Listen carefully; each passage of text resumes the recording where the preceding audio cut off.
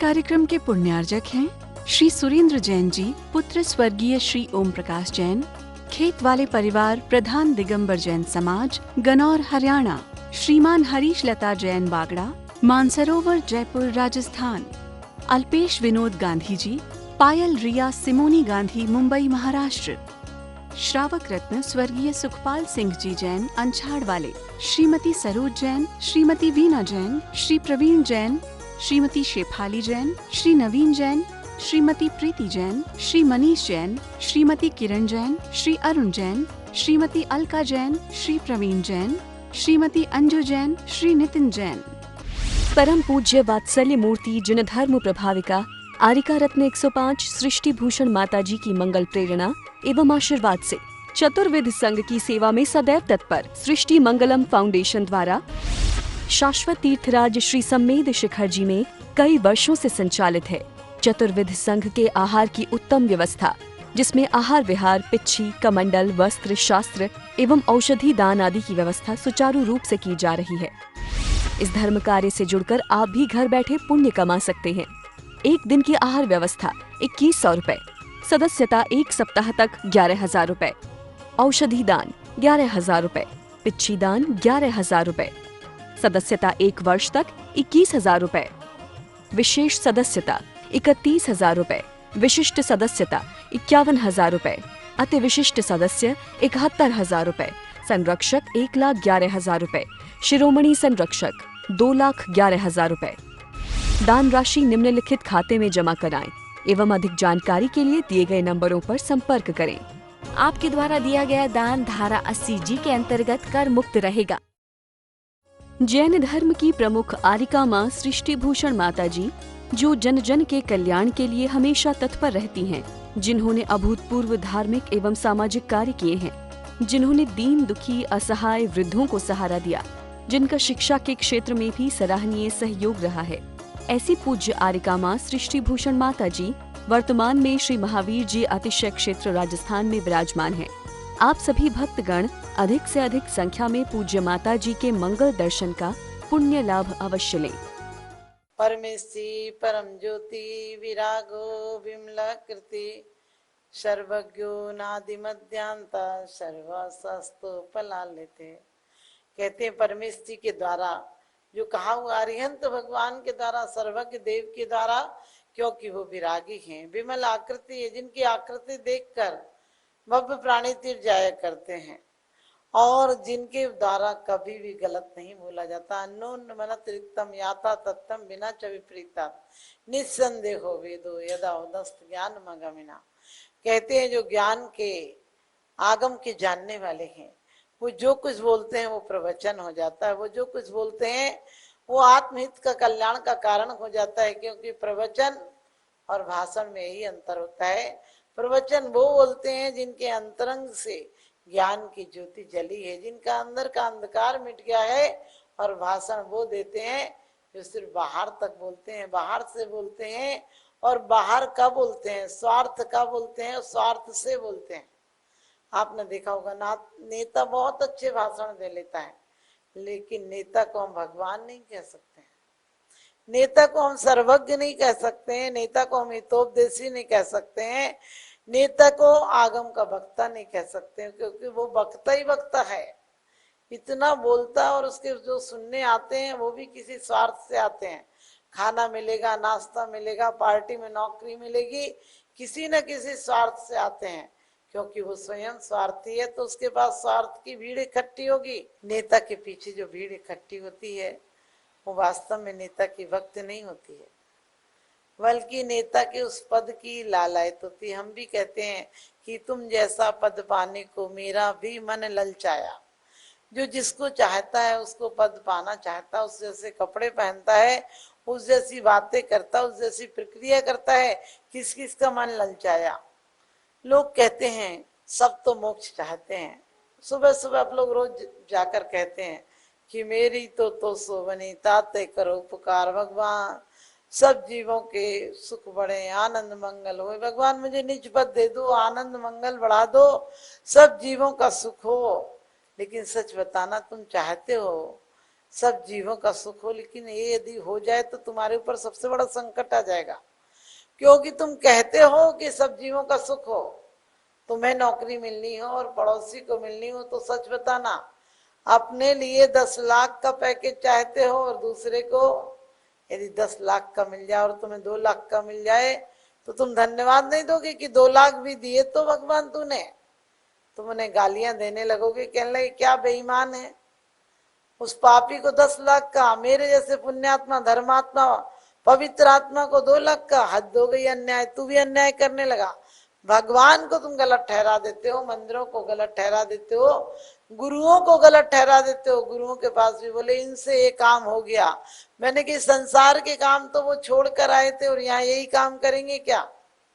लेकिन नहीं, परमेष्ठी जो होते हैं, जो वीतरागी होते हैं, जो आगम की पद को जानने वाले होते हैं, आगम पर चलने वाले होते हैं, वो ऐसा नहीं बोलते हैं, ना अति बोलते हैं, ना कम बोलते हैं, ना कुछ जोड़ते हैं मन का, ना घटाते हैं मन का, जो है जैसा ही बोलते हैं। और उनका एक ही कर्म, अनियोग अमृत की धारा है, जीवन दान का कारण है, आपको जीवन में सम्मान दिलाने का कारण है। और हम 16 कारण भावना में पढ़ते हुए हैं, प्रवचन भक्ति करे जो ज्ञाता, लगे ज्ञानी परिमानंद दाता। आनंद ही नहीं, परम आनंद, क्योंकि प्रवचन सुनने की देशना लब्धि भी होती है। हमें उपदेश सुनने की कला नहीं आती है, आज तक हम सुनते हैं और दूसरे कान से निकाल देते हैं, अंदर नहीं जाता है, हमारे कानों में ढाला जाता है, लेकिन जिंदगी में नहीं आता है। जिंदगी में जिस दिन डलने लगेगा, जिंदगी में जिस दिन उतर जाएगा, उस दिन हम पूज्य हो जाएंगे। ज्ञान करना, शब्द ज्ञान करना कोई बड़ी बात नहीं है। देवता भी बहुत ज्ञानी होते हैं, एक बार जो चर्चा करते हैं दोबारा नहीं करते हैं, द्वादशांग के पाठी होते हैं, लेकिन फिर भी उन्हें परम गुरु नहीं कहा गया, क्योंकि उनके साथ ज्ञान के साथ आचरण नहीं है। और जिनके साथ ज्ञान के साथ आचरण नहीं हो, वो समाज में भी नहीं पूजा जाता है। एक बार एक राजा के दरबार में एक कवि आया।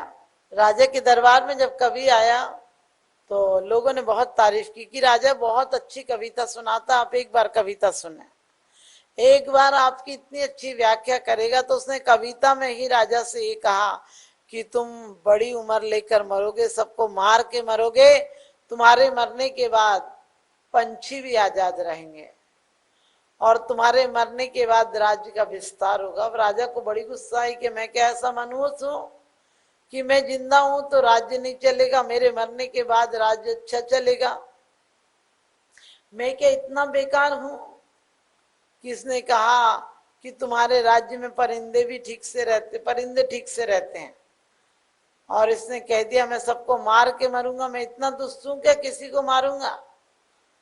राजा ने कहा इसको फांसी पे चढ़ा दो, इतना दुष्ट है, मेरे बारे में इतनी गलत गलत बात कह रहा है। उसने कहा राजन सुनिए तो, लेकिन राजा लोग सुनते कहाँ है। राजा के पास आंख भले ही हो जाए, कान नहीं होते हैं, और कान हो जाए तो आंख नहीं होती, दोनों का तालमेल नहीं होता है, सही दिखता नहीं, और जो दिखता है वो होता नहीं, जो सुनता है वो सच नहीं होता है।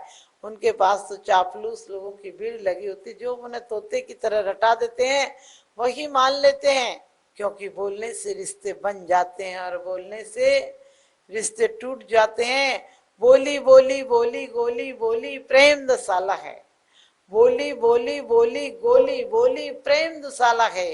बोली से पर अपने होते अपने पर हो जाते हैं।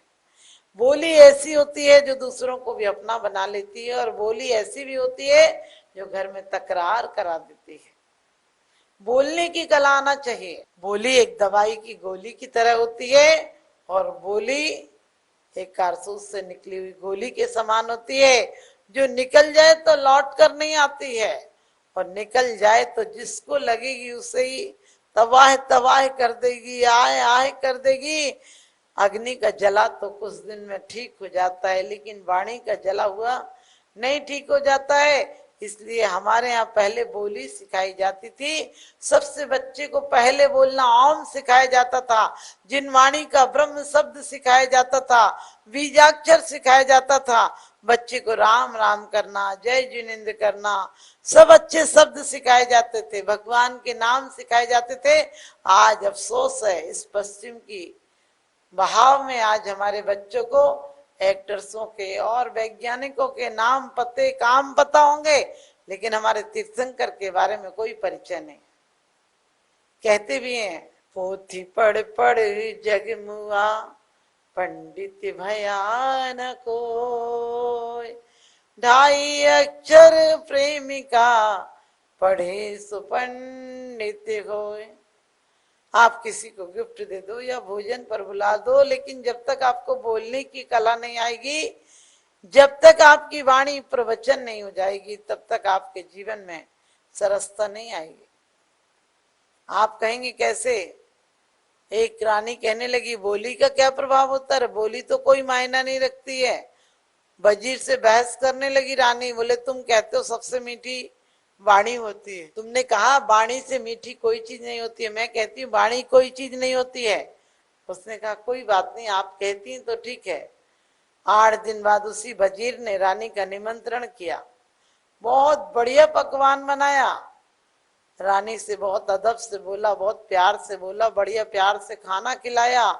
रानी साहिबा तारीफ करने लगी, कहने लगी वाह वाह क्या खाना, आज तक ऐसा खाना नहीं खाया, तुमने कितनी खातिरदारी की। और ये सुनकर वो कहने लगा, खा चाट के चली, अरे खाने को आई थी, खाना ही जानती है क्या? इतना बोलना था कि रानी का तो पारा 7वें आसमान पर पहुंच गया, वो तो बिल्कुल भड़क गई, कहने लगी आज इसको बोलने की सजा नहीं दी तो मेरा नाम नहीं। और राजा से बोली, मैं तो इसको सूली पे चढ़वा के रहूंगी। उसने कहा क्या हो गया? बोले इसने मुझसे इतनी बदतमीजी से बात की, इसने मुझसे इतनी बदतमीजी से बात की, मुझे पता नहीं, इसे सूली पे चढ़ा दो। और कहते हैं जैसे ही सूली पे चढ़ाने की बात आई तो वजीर ने कहा क्या हुआ? बोले तुमने हमसे इतना बुरा बोला। उसने कहा आपने कहा था ना बोलने से क्या फर्क पड़ता है, मैंने बता दिया बोलने से क्या फर्क पड़ता है। एक बोली दवा का काम करती है और एक बोली जीवन को नष्ट करने का काम करती है। तो आप भी ध्यान रखिए, आपकी बोली, आपका आगम कहीं मोड़ना तोड़ना नहीं, जिनवाणी के अनुसार चलना, जिनवाणी को मनवाणी मत बनाना।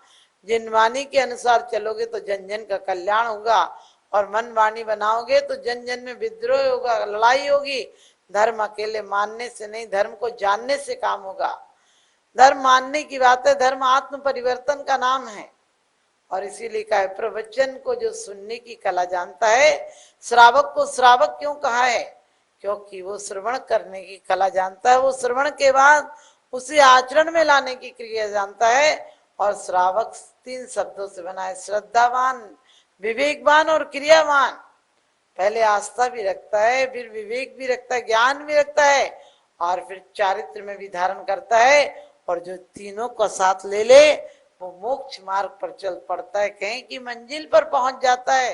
मंगलम बन के संगठन देता यह पैगाम है, सृष्टि मंगलम बन के संगठन देता यह पैगाम है। संघ चतुर्वेद की सेवा श्रावक का धर्म प्रधान है, संघ चतुर्वेद की सेवा श्रावक का धर्म प्रधान है। सृष्टि भूषण जी की प्रेरणा का ये शुभ परिणाम है, सृष्टि भूषण जी की प्रेरणा का ये शुभ परिणाम है। संघ चतुर्वेद की सेवा श्रावक का धर्म प्रधान है, संघ चतुर्वेद की सेवा श्रावक का धर्म प्रधान है।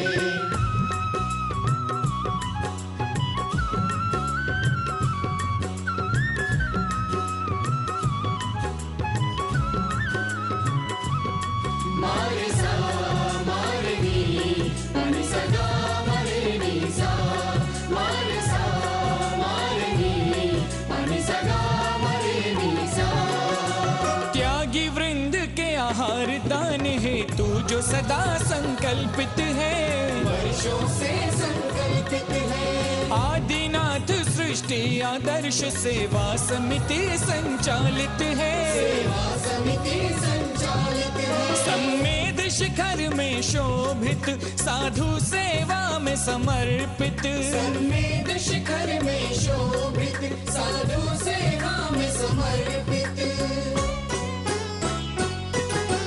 दूर करे साधकों की चर्या में जो भी व्यवधान है। दूर करे साधकों की चर्या में जो भी व्यवधान है। संघ चतुर्विध की सेवा श्रावक का धर्म प्रधान है। संघ चतुर्विध की सेवा श्रावक का धर्म प्रधान है।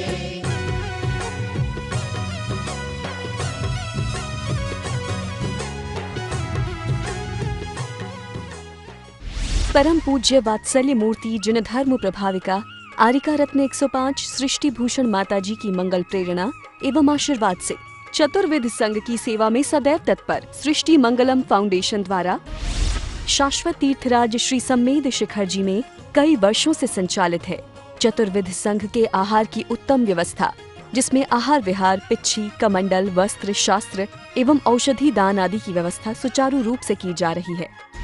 इस धर्म कार्य से जुड़कर आप भी घर बैठे पुण्य कमा सकते हैं।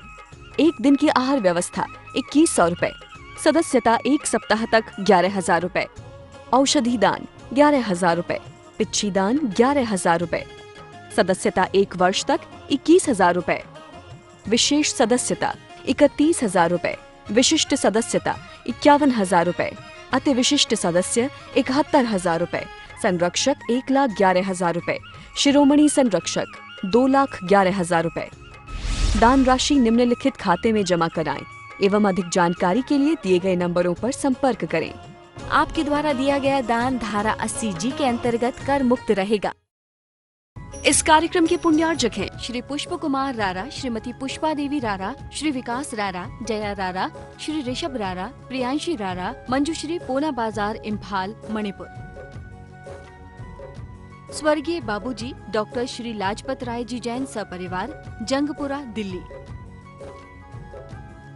श्रीमती सुधा जैन, धर्मपत्नी श्री आनंद जैन जी, C130 पुष्पांजलि एनक्लेव, दिल्ली। श्री ओम प्रकाश सरावगी, पौत्र अभिषेक ऋषभ अभिनंदन सरावगी, निवासी सिलीगुड़ी, पश्चिम बंगाल।